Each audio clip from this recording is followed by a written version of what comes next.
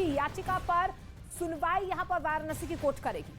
Police ने court से 72 घंटे के लिए समर सिंह की कस्टडी मांगी है। पुलिस समर सिंह से पूछताछ करना चाहती है और उसके मोबाइल फोन को भी जब्त करना चाहती है, जिससे कि सुराग मिल सके। फिलहाल समर सिंह 14 दिनों की न्यायिक हिरासत में है। कोर्ट में आकांक्षा दुबे की मां की याचिका पर भी आज सुनवाई होनी है।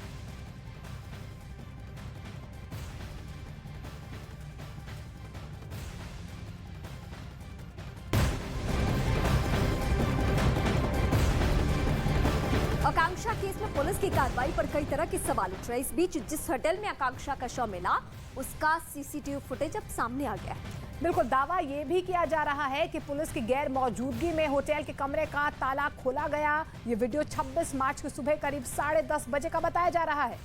जबकि दावा यह भी है कि पुलिस के आने पर होटल का कमरा खोला गया था, लेकिन वीडियो में साफ साफ दिख रहा है कि जिस वक्त होटल का कमरा खोला गया वहां कोई भी पुलिसकर्मी मौजूद नहीं था। तो देखिए कि किस तरीके से होटल का ये सीसीटीवी फुटेज सामने आ रहा है। इसी कमरे में आकांक्षा का शव मिला था, लेकिन आप देखिए कि किस तरीके से इस पूरे कमरे को खोला गया। पुलिस को नहीं बुलाया गया और उसके बाद इस कमरे को उससे पहले ही खोला जा रहा था।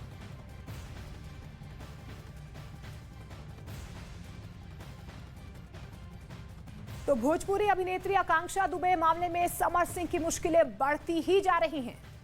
समर सिंह अभी 14 दिनों की न्यायिक हिरासत में है, लेकिन उस पर जो आरोप लग रहे हैं उससे आने वाले दिनों में उसकी मुश्किलें और भी ज्यादा बढ़ सकती हैं। वहीं पुलिस की कार्यशैली पर भी लगातार इस पूरे मामले को लेकर सवाल उठ रहे हैं।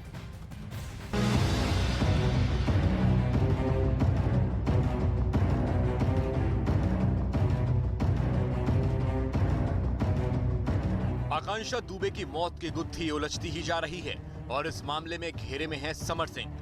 आकांक्षा दुबे का शव 25 मार्च को वाराणसी के एक होटल में मिला था, लेकिन तब से अब तक पुलिस इस गुत्थी को सुलझा नहीं सकी। वाराणसी के एक क्लब में 25 मार्च की रात पार्टी का आयोजन किया गया था, जिसे ब्रेकअप पार्टी का नाम दिया गया। पार्टी में आकांक्षा के 2 दोस्त भी शामिल थे और पार्टी खत्म होने के बाद आकांक्षा का दोस्त संदीप उसे छोड़ने होटल गया था। कहा तो ये भी जा रहा है कि आकांक्षा दुबे की ब्रेकअप पार्टी थी। आकांक्षा भोजपुरी फिल्म के सिंगर समर सिंह के साथ रिलेशन में थी और वैलेंटाइन डे के मौके पर आकांक्षा ने सोशल मीडिया पर इसे जाहिर भी किया था, लेकिन वो रिश्ता टूट चुका था और अब समर सिंह के चारों तरफ ही शक की सुई घूम रही है। उधर आकांक्षा के घर वालों ने भी समर सिंह पर कई आरोप लगाए हैं। आकांक्षा की मां ने पुलिस की कार्रवाई पर ही सवाल खड़े कर दिए। आकांक्षा की मां ने जांच कोर्ट की निगरानी में कराने की मांग की है। मधु दुबे ने कहा है कि इस मामले में आरोपियों को बचाने की कोशिश हो रही है। इस बीच अखिलेश यादव के साथ वायरल हुई समर सिंह की तस्वीरों ने भी आकांक्षा के परिजनों की टेंशन और बढ़ा दी है। आकांक्षा की मां का आरोप है कि समाजवादी पार्टी के संरक्षण की वजह से ही पुलिस समर सिंह पर कार्रवाई नहीं कर रही है।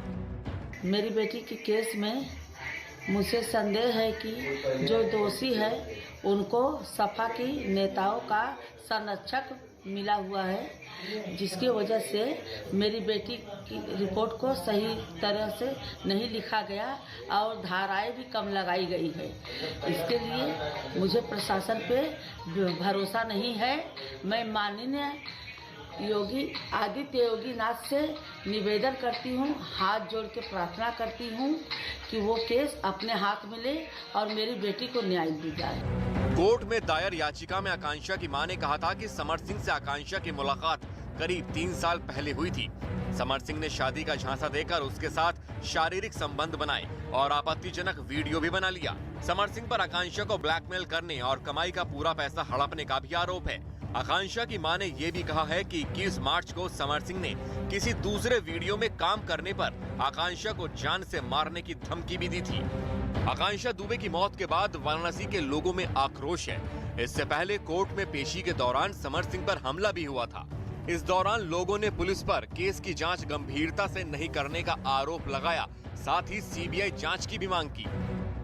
महिला के प्रति लोगों की सहानुभूति है। अभी यंग बच्ची थी और जिस तरीके से कॉन्स्पिरेसी करके उसका मर्डर किया गया है और जिसको कि आत्महत्या का रूप दिखाया जा रहा है, इस वजह से पब्लिक में नाराजगी है और पुलिस द्वारा जो उसमें शुरुआत में बड़ी लापरवाही बरती गई और पुलिस के खिलाफ ही आक्रोश है जनता का कि पुलिस इस केस को गंभीरता से जांच करे, जरूरत पड़े तो इसकी सीबीआई से जांच करवाने के लिए हम लोग आगे प्रयास करेंगे।